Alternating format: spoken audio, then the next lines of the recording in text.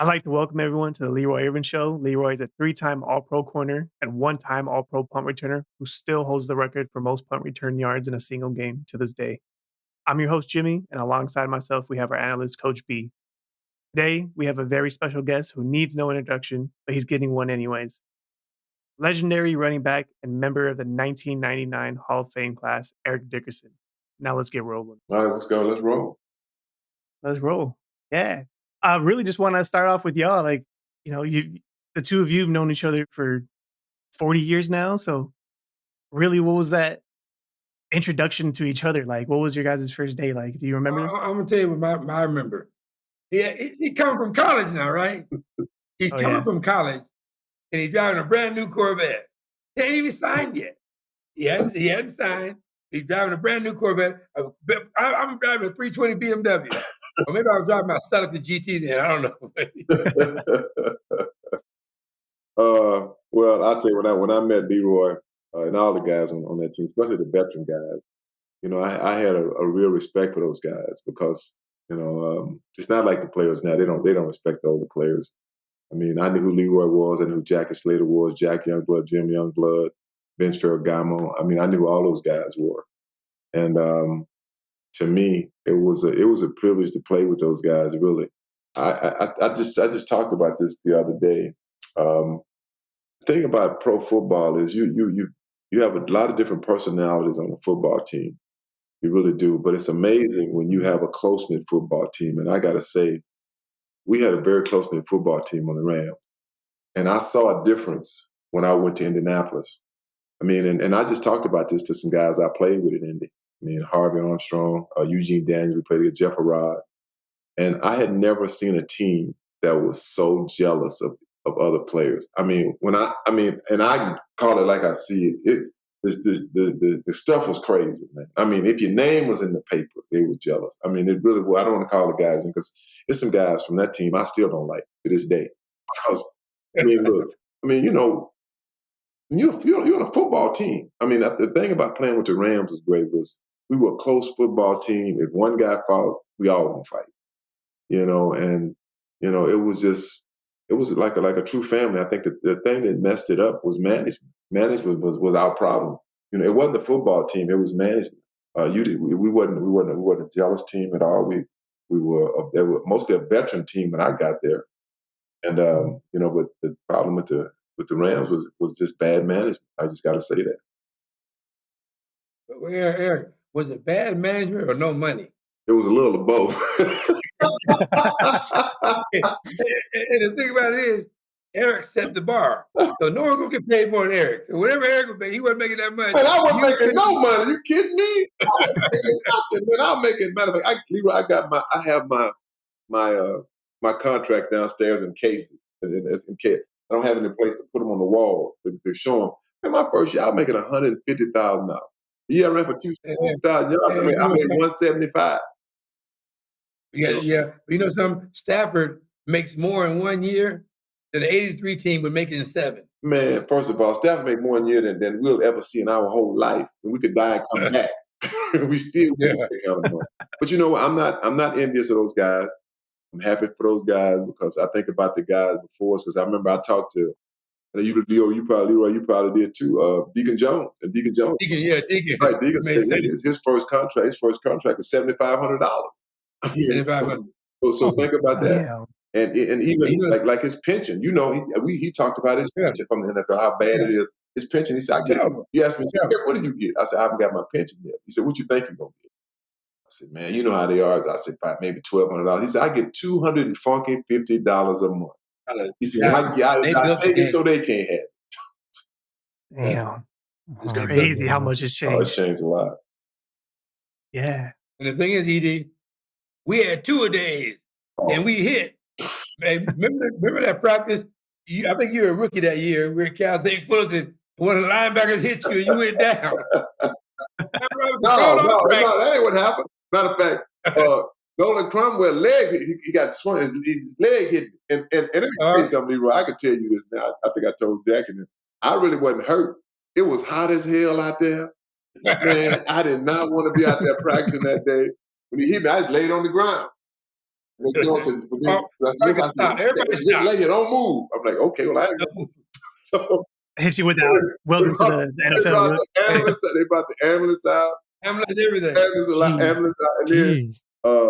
And then I think John Robinson said, I just don't feel like much practice. Let's just take it in. And they're like, damn, man, you didn't get hurt all We're telling her, hey, do that again. Do that again. Yep. Damn, that's wild.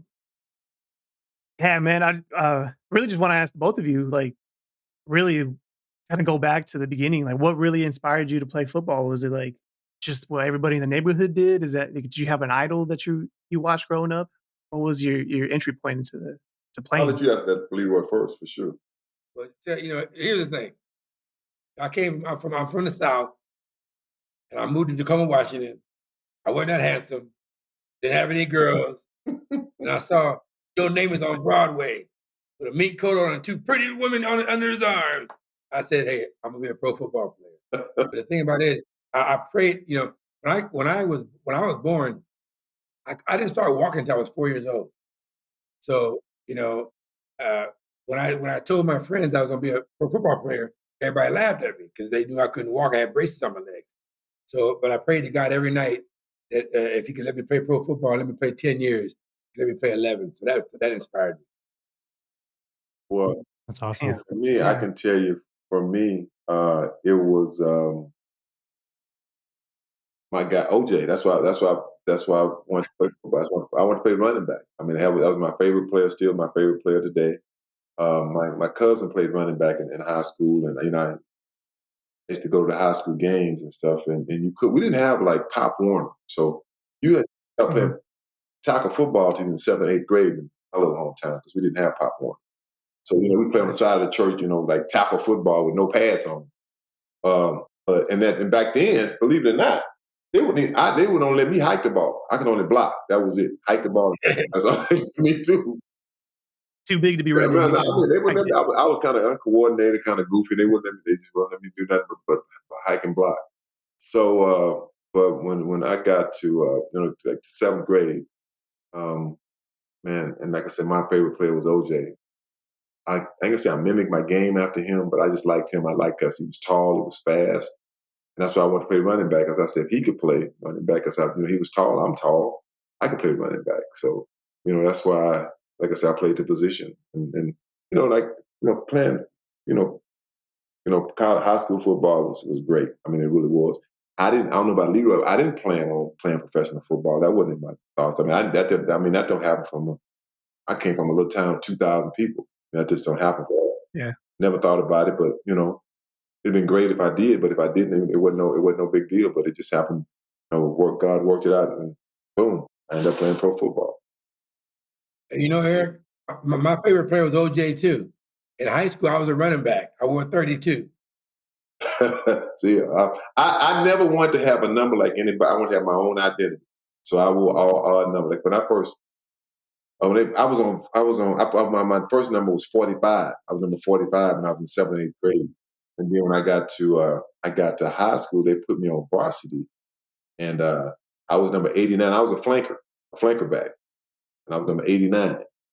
And then I think in my sophomore year, that's when I went to number 19. Number 19. I liked odd numbers. I wanted something odd that nobody had, nobody wore. And my thing is that I want to make the number famous just by wearing it, by playing it. Eric, let me ask you a question. Yeah. Dallas is 13, right? He's 11. 11, okay. 11, right. 5th grade. When you were 11, could you outrun Dallas?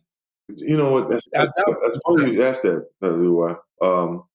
Last year, at the end of the track season, he ended up with the second fastest time in the nation. A kid at his age, where I think he ran a 12.600 100 meter. Wow. And he ran a 26.2 200 meter. Wow. 200 meter. And he had the fastest time in 200 meter at his age group. I don't know LeRoy because, think about it. When we played, we didn't have no coaches and that stuff like that. We could run. Out there, which one to run? I want to run this. I was just fast. I was just fast. He's got a coach. He got coaches, and they go trip. He's serious about it. He is extremely serious. About his track and his football. just like his sister is. I mean, you know, I got to say that he's got a good role model in his sister, Carrie, because, you know, she works so hard and he works hard. But can I run him? Hell, I don't. I know now I can't. Ain't no doubt. I mean, I can tell you for a fact. And I tell you, I raced him. And we were at a hotel in Dallas, Texas. It's a long hallway, about 50 yards. We went to downtown. Our room's at the end. I told him, I said, Dallas, I think I can get you now. He said, you can't get me. I said, I can get you, son. I'm telling you. I said, okay. I said, we're gonna race to the room. He said, okay. I said, now I'm gonna say go. Man, LeRoy, I jumped out on him. You know, I had it bad. I jumped. like you did me. Like you did me. Like I did too. I jumped out on him. I said, go. I used to have a quick start. I jumped out on him. I figured that was my only chance. Man, that boy ran by me so fast. That's when I know. I said, oh, it's over. I mean, it's over. Matter of fact, speaking of let me tell you my LeRoy Irvin story when we were practicing. So we go, but when it starts during the, you know, we doing the season, preseason. You know, we talking about who can run fast, who's the fastest. I told him, I said, LeRoy, you can't run me. He said, man, Eric, you too big. I did run that fast. I said, LeRoy, I won state in 100 and 200 in Texas. I can run. We used to argue about this. Well, I won state too in Georgia. I said, ain't like Texas. So as the season went on, we had a bet. I said, I tell you what, LeRoy, this is how sure I am I can beat you. I said, I give you $100. You give me $50 if you beat me. Oh, no problem. So we raced on a Friday. It was a Friday. Oh, yeah, okay. It was a Friday. And Friday is an easy day. It's like a walkthrough day. It's an easy day. And you know, General said, you better not get hurt. Nobody better not get hurt. Yeah. Go ahead and tell the story. So anyway, we line up. They said go. When they said go, I had a fast start, just like Dallas got a fast. I jumped out on him. I told him, I said, come on. Hey, Eric, remember when you got hurt in practice and John Robinson called practice off? Yeah. He before that race, he said, hey, you guys better not get hurt. I said, damn, Eric gets hurt racing me. I'll be off the team.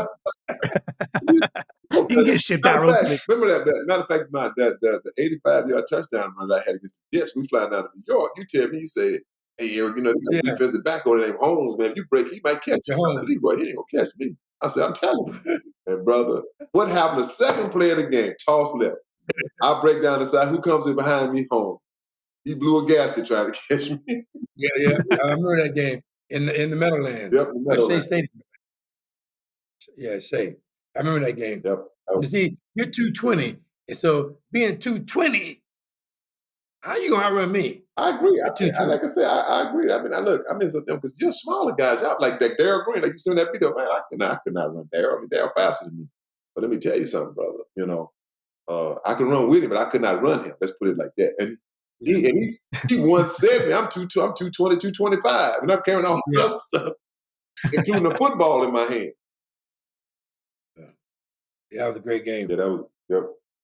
But any more questions? What have you got? Oh, yeah. We got questions. Okay. Yeah, I'm going to ask another question. We got a question. You go ahead.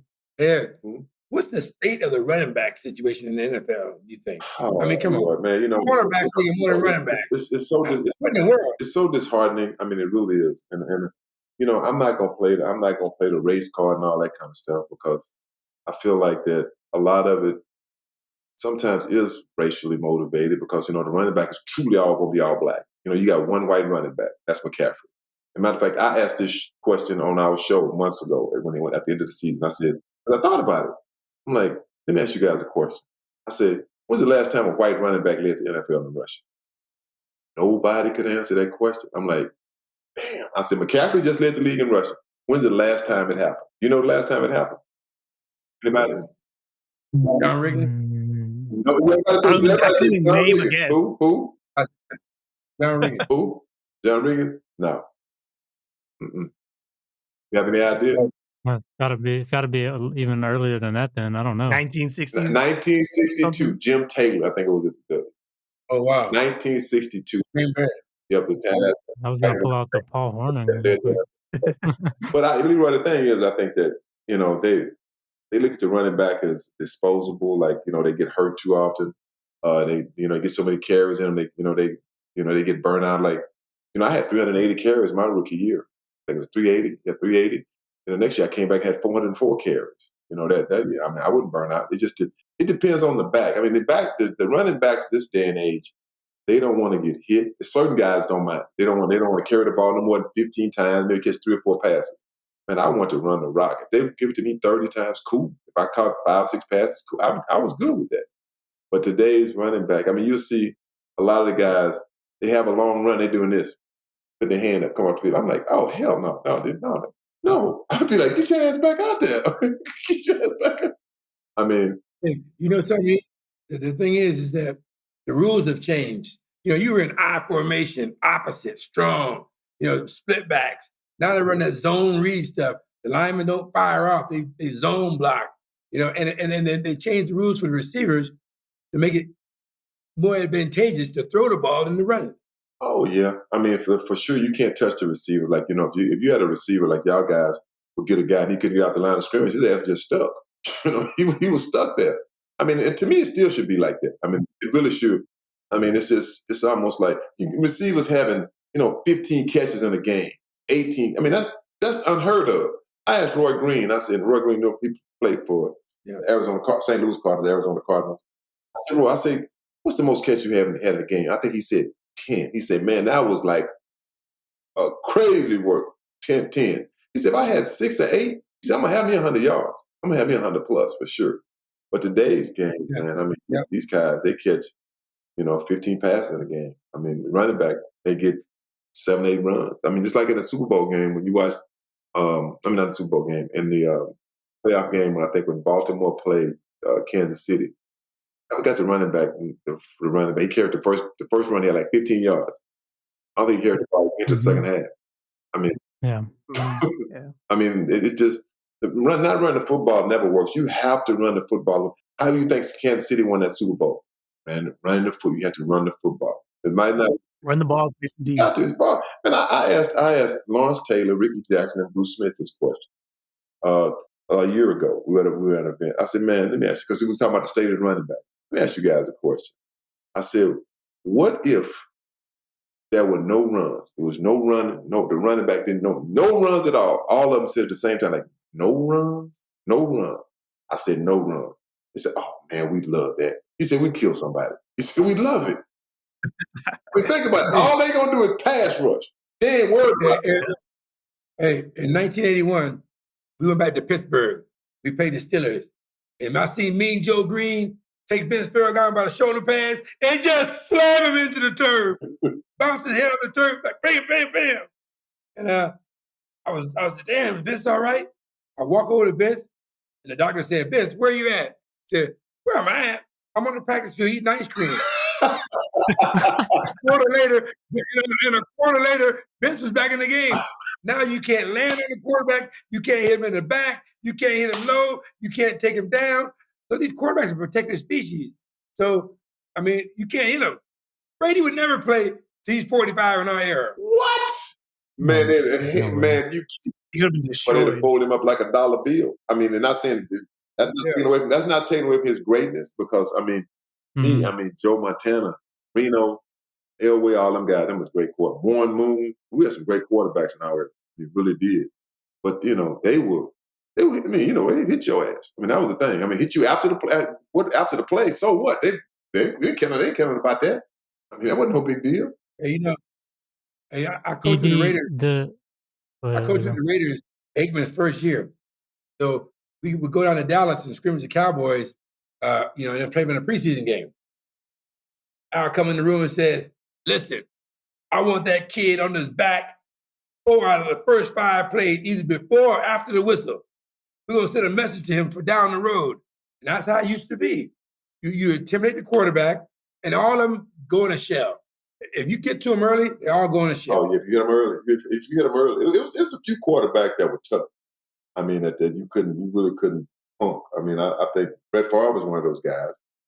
I didn't think you couldn't really shake him up that much, because he was tough. Elway was tough too. Marino, man, he could throw it though, brother. Whew. Yeah. Remember that ball big. Oh man, I mean, I'm talking about. He could sling it. I mean, hey, I think in '85 or '86, I give up one touchdown all game, and Dan Marino comes to Anaheim, and they came to Anaheim and played us. I remember the game. Duper beat me for 2 touchdowns. Yeah, Duper beat me for 2 touchdowns and one in overtime. Exactly. Game winner. You're right. In overtime, you know how an overtime game. Overtime. We had the game. We tied them up. We tied them up. We go to overtime. I'll never forget. We lost the coin toss. I was bucking my pass. I said, "This game over." Like 4 plays, they were in the end zone. I said, "This game over." Shit. You know, Duper lined up on the 5-yard line, about 5 yards from the sideline, and ran it out. Marino put the ball out of bounds. Duper catches out of bounds and tiptoes in for the touchdown. Yeah. I mean, to throw that ball on me, all pro, out from that far away. I mean, come on, that dude was good. Special arm. ED, knowing that about the running back and the state of the running back in today's game, do you think you would play receiver if you played now? Me? Yeah. No, I'll still be running back. No. Yeah. You give me an offensive line or give me an offensive line. And man, I just wish I just had me a quarterback for a couple of years, like a real quarterback. I mean, I only had one quarterback, Vince Ferragamo, my whole career. I mean, really. I mean, I played with so many. I played with so many different quarterback guys you never even heard of. But no, I still want to play running back. I mean, you know, when you have a great back, you were running. I mean, you look at some of the team. Like I look at Saquon Barkley in New York. To me, that boy's talented. I'm glad he got out of there. But I kept saying, I said, he's in New York. I said, he'll never reach his potential there, ever. You look at big Derrick Henry. I mean, he was great in Tennessee. All those years, I don't even know why they got rid of it. I mean, that's that quarterback they had. He was a bum. I mean, they gave him all that. He always was a bum. I don't get that. Who else? Zeke. They should have kept Zeke in Dallas. If they should have kept Zeke and Tony Pollard together. I don't know why they thought that they get that. Tony, I kept saying Tony Pollard's not the guy. He's not an every down back. He's not a guy that can show up 17 weeks. Like I didn't miss my first game in the NFL until my 7th year. I pulled a hamstring, ran a touchdown again in Cincinnati, pulled a hamstring, and I probably played the next week, and I think I had to miss like 2 or 3 games because of a hamstring injury. But you know, it's just a different state of mind. I mean, I want to be on the field. I think like Leroy, we want to be out there. I mean, a lot of these guys they don't want to be out there. You know, they're afraid or they're like, man, I don't want to mess my money up. I get it, but man, you got a football team. You're trying to be part of that football team, make y'all great. That's interesting because in your guys' era, let me like when you played, go ahead, Leroy. 85, 1985. Played the Bears. The best offensive line in football, arguably, or unarguably, the best running back that ever played a game. Brother. I knew we were in trouble in the first quarter when you couldn't get back to the line of scrimmage. Damn right. I knew we were in trouble when I look back there. I see the safeties right there by the line, behind the linebacker. I mean, and Dieter Brock couldn't even throw a slant. He couldn't even complete a slant pass. I mean, Ron was wide open. He was behind it. I mean, when I'm talking about defensive line, linebackers, safeties. Safety don't be there. Free safety right there. Everybody was up. I'm like, man, you talking about frustrating? It was frustrating. They're basically daring you. We go down the next year on the Monday night, beat that same football team. And who's the quarterback? Not Trent Dilfer. Yeah, that was Dillon. He was from Minnesota. Oh yeah. He was a quarterback. Yeah. His name was Dillard. It wasn't Dilfer, it was Dillard or something like that. Well, like I said, we had no quarterback. We had some great teams, but we always missing a player or two. Yeah. What was your question? I'm sorry. What was your question? Oh, I was just gonna ask you. You know, I heard you on another podcast saying that your mom convinced you to stay at SMU back when you were in college because you were thinking about transferring. Oh yeah, I want to get the hell out of there. I want. If if you played college now with the NIL and the transfer portal, do you think you would have stayed? Somebody just asked me that question the other day. I don't know. I mean, at that time, my freshman sophomore year, I wanted to leave. I mean, I didn't like the rotation thing. And I got hurt a lot my freshman year. I think I only played like 6 or 7 games. And, they wrote in the paper that they should take my scholarship. I'm a bust. I'm a bust. And I never forgot that crap either. And, I don't know. I don't know. I'm glad I went to SMU. I'm glad I played there. We had some great football teams, some great players. We played with anybody. We didn't care. Man, we had some players on that team. Matter of fact, we had a guy that named Darren Boone. He was a junior college transfer, and University of Texas was trying to get him.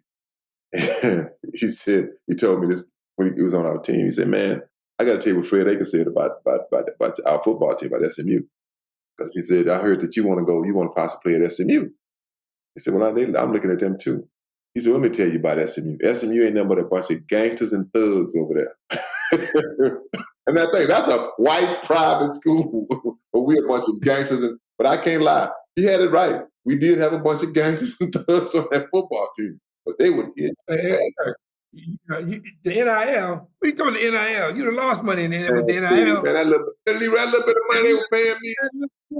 Man, I wish I couldn't. You see, I couldn't buy no. But they got Bentleys, Ferraris, and everything else. I had a loaded Trans Am that cost $16,000. Hey, do you think they should give Reggie Bush back his Heisman? Most definitely. Man. First of all, let me tell you this: the NCAA, SMU back those wins. The NCAA have been the biggest criminals in college football since the inception of college football. They sit back. They're like those slave masters. Y'all get out there. Y'all do all the work. We're going to make all the money. We're going to make all the decisions. If they want to buy your jersey, we get the money. You don't get a dime from it. What is that all about? We give you a scholarship and housing. Well, that's like slavery. Not to beating over the back slavery, but it's a form of slavery. Yes, he should get his Heisman Trophy back. He won that Heisman. He should have it. He should have it back. I think it's. Why won't they give it to him? Because he broke the rules. Oh, who ain't broke the rules? So many people All of them breaking the rules. Yeah, you think Hershey wasn't breaking the rules back in them days? You think now we got to break the rules? SMU, you guys got the death penalty. Yeah, I was in the pros when they got the death penalty. I was in the NFL when they got the death penalty. I was in my 6th year in the league, and they all try to blame me. I'm like, I wasn't even in college. I was gone. And that little bit of money they were giving up wasn't nothing. Oh, they were giving you $100. Shit. We wasn't like that. Hey, you're in Dallas, Texas. You got to go out on some dates and stuff. Dude. Crazy. Some pocket change for sure. Yeah. That's wild. I do want to ask y'all, because you were both in LA in the 80s. You got the Showtime Lakers, the Dodgers were playing well, y'all were playing really well. So just what was that era like, playing in LA at that time? Were you cool with some of the other, players from other teams, and any crazy stories or anything? He's like, oh yeah, I'll flood him back right now. I'm at Magic through air. Well, please. Oh man, it was great. I won't forget. I went to my first Lakers game. I'm a Dr. Curlin. Dr. Curlin. He asked me if I wanted to go to the game. I said, basketball game. I'm like, yeah, I go. And some of the players said, man, Dr. Curlin got seats on the floor. I'm like, what's the floor? I'm like on the wood right there at the bottom. He's a doctor to the team. I'm like, oh, okay. So I met Dr. Curlin for the game. I'll never forget it. I come into the stadium, came by myself, and I was kind of shy back then too. And Magic came for the game. Magic came over to me, and James Worthy and Coop and Kareem. Man, it was. It tripped me out. It really did. And then they gave me a standing ovation. I'm like, oh gosh. I'm like, this ain't my thing. I was embarrassed, but that's just how LA was. The Lakers were. They're the Lakers. But I think the biggest thing, I think the thing that hurt us the most is that we were not in LA. We were in Orange County. If we'd have been in LA like the old Rams, because Jackie Slater and some of them, Jack Youngblood said that when they left LA and went to Orange County, they lost a lot of fans. Because I get it. Because I used to feel like, man, it's like the Orange Curtain. We could call it the Orange Curtain over here. But it was not the same, because I never really played in LA. But I can say this much here, for us, hanging out with the other guys on the team. Oh yeah, we did all that. we did all that kind of stuff. The girls, I mean, man, boy, the girls. Y'all don't even understand. I don't understand. God, it was none of these here. Because there'd have been a lot of suspensions going on. Oh yeah. What about you? What was that like for you? Well, coming from Augusta, Georgia, I asked God, let me play pro football and play 10 years. And the devil got in the way. He sent me to L.A. Okay, we won't get you on the NFL, but you're going to be in L.A. And the temptations in L.A. are different than other cities. Maybe New York could compare. But other than that, I don't think any other city can compare to L.A. because there's so much there. I used to go to Jack Nicholson's Christmas party or New Year's Eve party. And, who goes to Jack Nicholson's New Year's Eve party? Yeah, you're right. You're right about that. That's good. Playboy Mansion, all that kind of stuff. Yeah, Playboy Mansion. Yeah, all that. One time I went to a James Brown concert, and Lionel Richie needed to ride back to his house, and my driver took him back to his house. Where do you get that at? Yeah.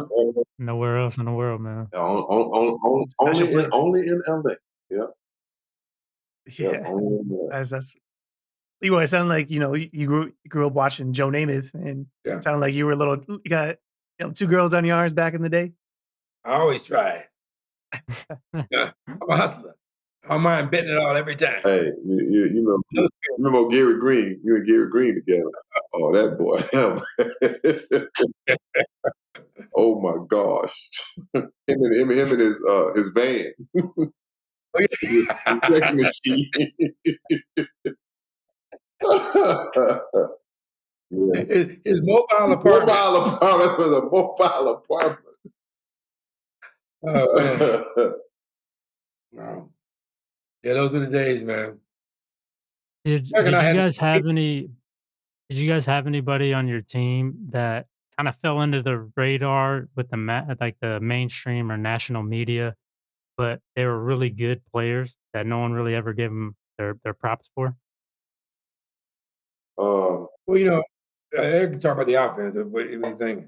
Yeah, let me think. I think that offensive line, I don't think our offensive line Herb Pankey got enough credit. Herb Pankey got enough credit. David Hill, what was our big offensive lineman from SC that stepped in Virginia? Slayton? No, golly, I gotta forget his name. What was it? Tom Newberry? He was a tackle. No, he came in when Jackie got hurt. He's from USC. God, I can't. Ron Yeary? No, I didn't play with Ron Yeary. I ain't that old. That's your age. That's you. God, what's his name? I just talked to him. Tony Slayton. No, not Tony. Tony Slayton played great. Tony Slayton played good. He played great. Tony Slayton. Give me a minute. I'm gonna have to run here for in a second, guys. I'm getting. You see, I'm getting. Is that Kerry? That's Penny getting to wind it up. Getting to wind it up here because I got to talk to our daughter about some good news. Yeah. Good, man. Cool. But appreciate you, man. You're right, no problem, man. Just let me know. I'll do it again for you guys. Let me know when, anytime. Absolutely. Just let me know.